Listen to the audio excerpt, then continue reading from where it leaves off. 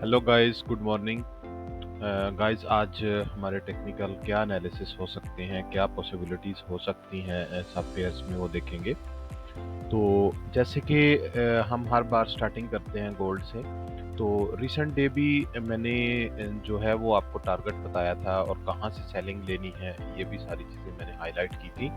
तो जैसा कि मैंने आपको बताया कि ये वाला जो एरिया था हमारा 40 का एरिया, जो मैंने कल भी आपको यहाँ से हाईलाइट किया था कि अगर 40 का एरिया ब्रेकअप करेगा तो फिर हम इसको बाय देखेंगे, अदरवाइज हम गोल्ड को अभी बाय नहीं देखेंगे। गोल्ड अभी सेल ट्रेंड में है और अभी हम इसको कंटिन्यू सेल ही करेंगे।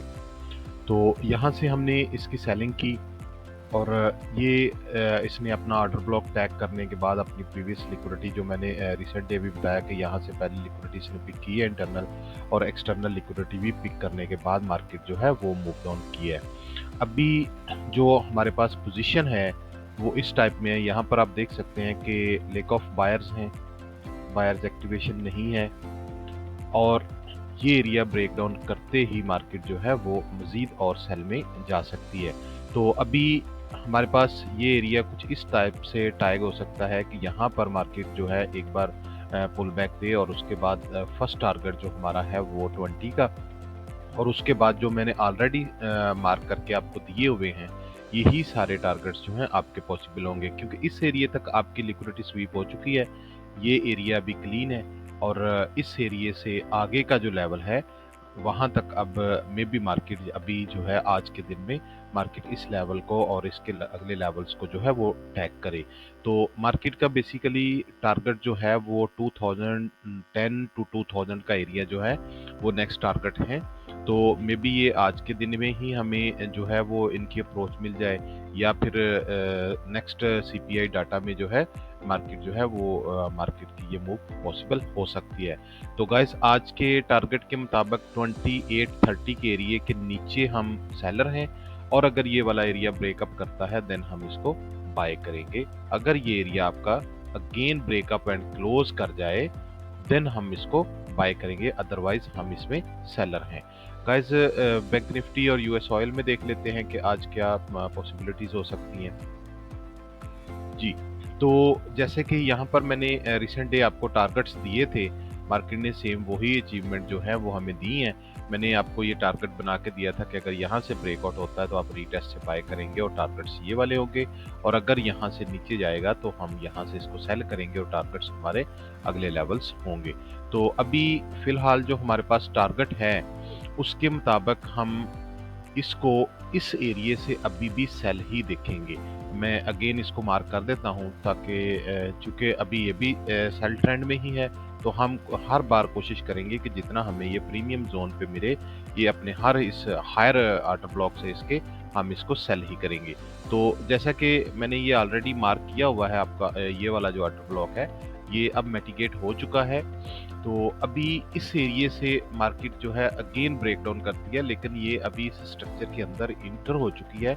तो हम इसका वेट करेंगे, हम वेट करेंगे कि मार्केट इस एरिया को ब्रेक डाउन करे। ब्रेक डाउन रीटेस्ट के बाद हम इसकी सेल करेंगे तो हमारे लिए एक बेटर अपॉर्चुनिटी जो है वो होगी। और यहाँ से अगर मार्केट अपर लेवल की तरफ मूव करती है देन हम इसको बाय करेंगे, जैसा कि मैंने ऑलरेडी बताया हुआ है। तो सेम हम वैसा ही करेंगे। अभी बेसिकली हम इस ऑर्डर ब्लॉक से इसको सेल में ही देख रहे हैं। तो अभी इसमें यहाँ पर फिलहाल कोई अपॉर्चुनिटी नहीं है ट्रेड करने की। जब तक ये एरिया ब्रेकडाउन नहीं करता हम इसके अंदर इन्वॉल्वमेंट नहीं लेंगे। तो बैंक निफ्टी में गाइस देख लेते हैं, बैंक निफ्टी में आज क्या पॉसिबिलिटीज हो सकती हैं। जी, तो जैसा कि मैंने आपको टारगेट्स दिए हुए थे, ये टारगेट भी हमारे अचीव हो चुके हैं रिसेंट डे के।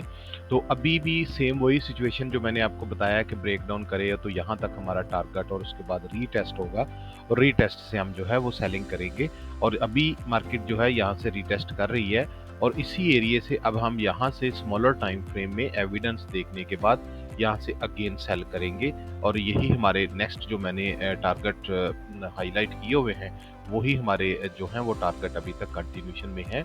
और अगर ये एरिया, अगर ये वाला एरिया आपका ब्रेकअप कर जाता है देन हम इसको बाय करेंगे, ये हमारा टारगेट होगा।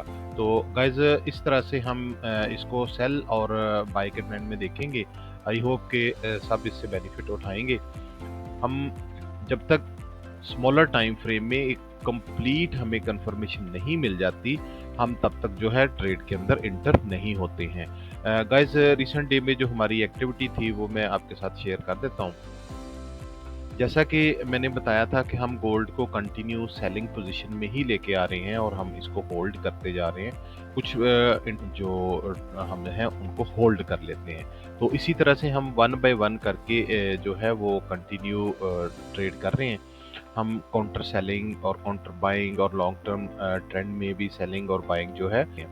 तो अभी जैसा कि हमारे पास ये टारगेट था रिसेंट डे का, जैसे मैंने बताया हम 40 के एरिया से इसको सेल करेंगे और जैसे जैसे हर स्टेप से हमें जो है वो स्मॉलर टाइम फ्रेम में एंट्री मिली है, हमने इसको पिक किया है।